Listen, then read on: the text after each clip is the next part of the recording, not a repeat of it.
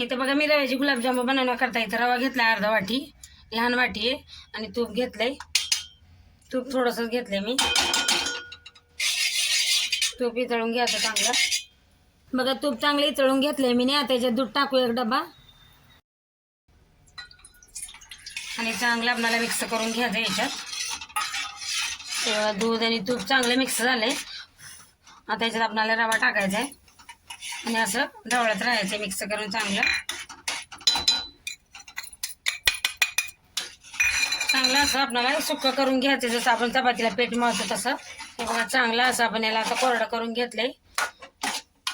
त्याला आपण काढून घेऊया आणि 5 मिनिटाला थंड होऊ द्यायचे. आता याच्यात मी काढून घेते बघा परातीत, आणि आपल्याला हे रवा 5 मिनिटं थंड होऊ द्यायचा. बारीक रवा घेतलाय मी इथं.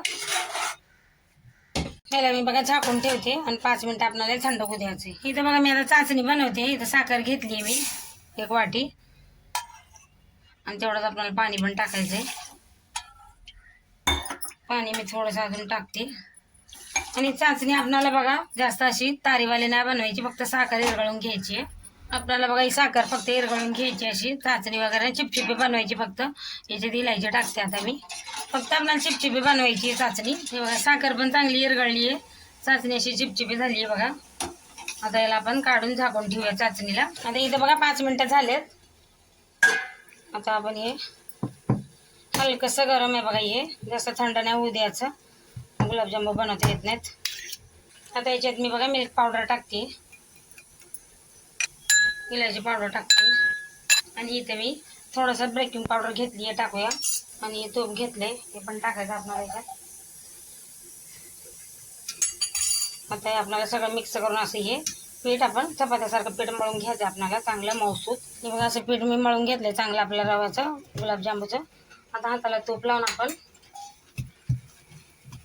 चांगलं याचे आपण जसं पाहिजे तसा आकार देऊन गुलाबजामुन बनवू शकतो. बघा चांगलं असं मी बनवून घेतलंय पीठ रवा आपला. आता हाताला मी तूप लावते थोडंसं असं, आणि असं गोल गोल गोळा करून याचं पहिले आपण याला गोल आकार द्यायचा असं. मग असं करायचं गोल आकार देऊन याला चांगलं मसळून घ्यायचं हाताने. हे बघा असं मी करून घेतले. मी आता सगळे असेच करून घेणार आहे. हे बघा असे करून घेतले मी सगळे. इथे बघा तेल गरम करायला ठेवले मी. आता तेल हलकंसं गरम आहे. हे बघा आता इथे मी लहानसं असं गुलाबजामुन सोडून बघते.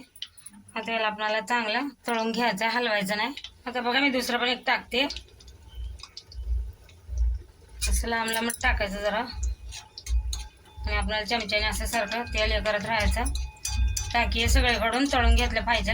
हे बघा तेलाला असं फिरवत राहायचं चमच्याने, म्हणजे ते चौकडून तळल्या जातील.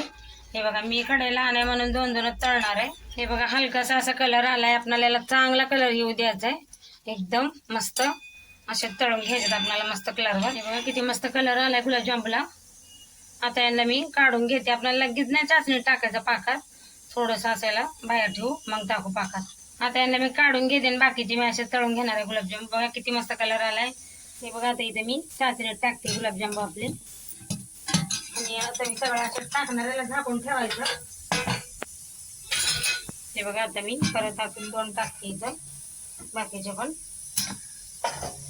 सगळं आता आपल्याला असे पाकामध्ये टाकून, हे बघा पाकात टाकून मी बाकीचे पण असे तळून 2 तास मला या चाचणीमध्ये ठेवायचे आहेत बघा गुलाबजामुन. अजून मस्त मग याच्यामध्ये रस जातो, लय मस्त लागतात. हे बघा बाकीचे पण आपल्याला याच्यात टाकायचे आहेत पाकामध्ये चाचणीत, आणि चांगलं असं मिक्स करून घ्यायचे.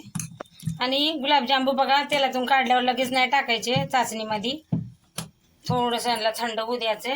आता यांना झाकून ठेवून 2 तास राहू द्यायचं असंच. तयार बघा लय मस्त रव्याचे गुलाबजामुन. व्हिडिओ आवडले तर लाईक करा, सबस्क्राईब करा.